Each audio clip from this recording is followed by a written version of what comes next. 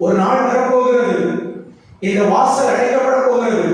ஆலயம் இருக்கும், ஆசாரியன் இருக்க மாட்டான்.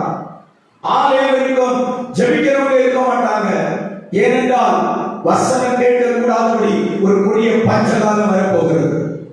அது மட்டுமல்ல, இந்த கிருபை வாசல் அடைக்கப்பட்ட உடனே ஒரு உபத்திரவ காலம் வரப்போகிறது. அதற்கு முன்னால் ஆயத்தப்படணும், அதற்கு முன்னால் மனம் திரும்பணும், அதற்கு முன்னால் ரட்சிக்கப்படணும், அதற்கு முன்னால் ஞானஸ்நானம் பெற்றுக் கொள்ளணும், அதற்கு முன்னால் அபிஷேகம் பெற்றுக் கொள்ளணும், அதற்கு முன்னால் சபைக்கு உட்படணும், அதற்கு முன்னால் அவருடைய வருகைக்கு ஆயத்தப்படணும்.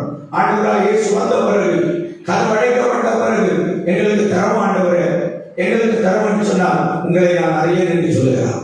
50 வருஷம் விசுவாசியா இருக்கலாம், 40 வருஷம் விசுவாசியா இருக்கலாம், 25 வருஷம் பாரம்பரிய விசுவாசியா இருக்கலாம்.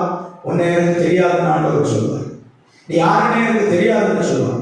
அப்படிப்பட்ட ஒரு கைவிரிக்கிற நிலைமை நம்முடைய வாழ்க்கையில் உண்டாகாதபடி இந்த 2026 வருஷத்தின் முதல் ஓய்வு நாள் தேவ சமூகத்திலே கடந்து வந்திருக்கிற கர்த்தருடைய பிள்ளைகள், உங்களுடைய ஆவி, உங்களுடைய ஆத்மா, உங்கள் சரீரத்தை பரிசுத்தம் பண்ணி உங்களை தேவ சமூகத்தில் ஒப்புக் கொடுத்து பக்தியோடு காணப்பட கர்த்தர் உங்களுக்கு உதவி செய்வார். ஆண்டவர் சொன்னார், உன்னை ரட்சிப்பதற்காக நான் உன்னுடனே இருக்கிறேன், உன்னை ரட்சிக்கும்படியாக நான் உன்னுடனே இருக்கிறேன் என்று கர்த்தர் சொல்கிறார்.